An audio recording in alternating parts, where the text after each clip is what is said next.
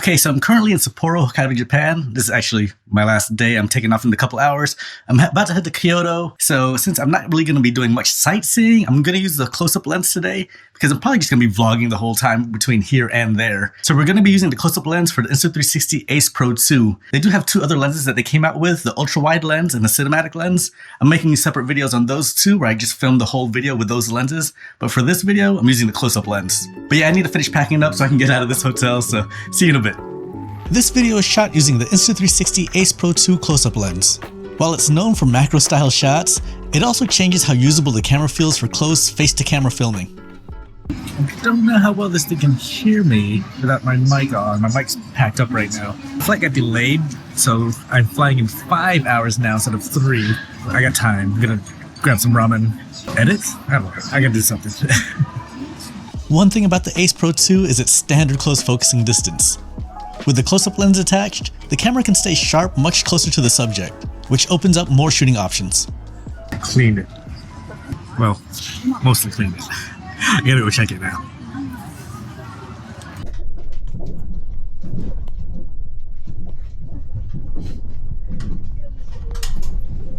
Alright, so I'm still in Sapporo because my flight was cancelled.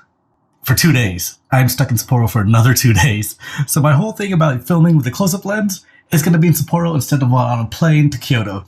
There's a huge snowstorm going on right now.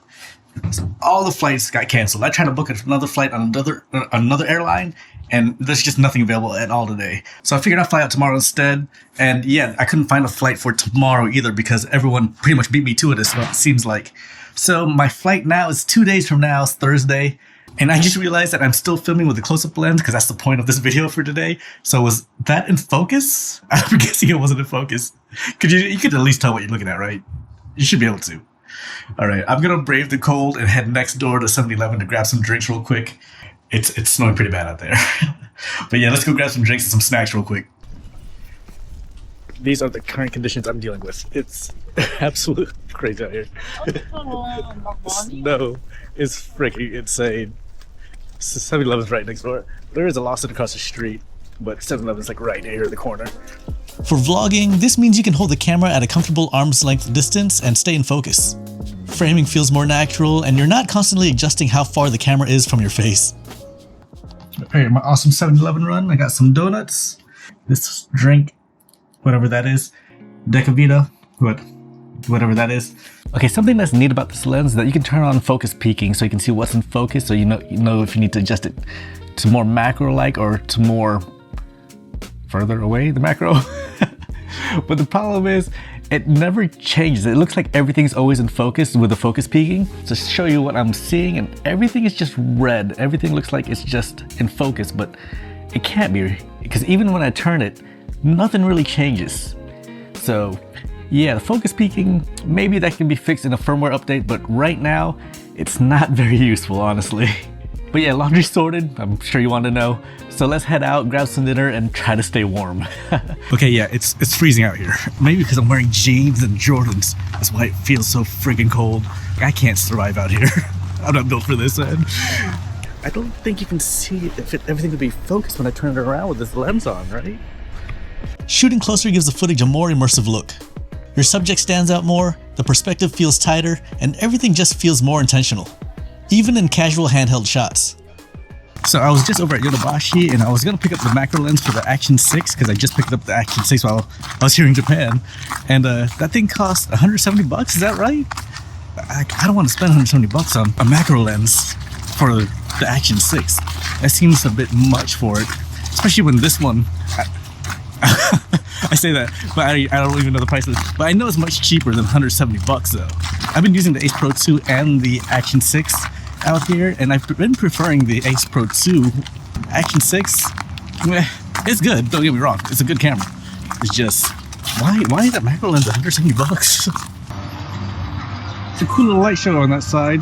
I wish I wasn't using the close-up lens today.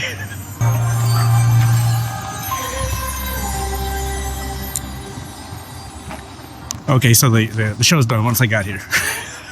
So now you get to stare at my face instead. Is everything in focus when I turn around? I'm really curious because I haven't actually tested this lens out too much. from the little bit that I know of, I don't think things are going to be in focus. It might look all right, especially on a small screen, but I know even on my my 14-inch MacBook, it looks blurry, and I have this thing at the furthest I can go. Autofocus stays reliable when moving, which is important for walking vlogs and travel shots. You can focus on talking and storytelling instead of worrying about focus distance.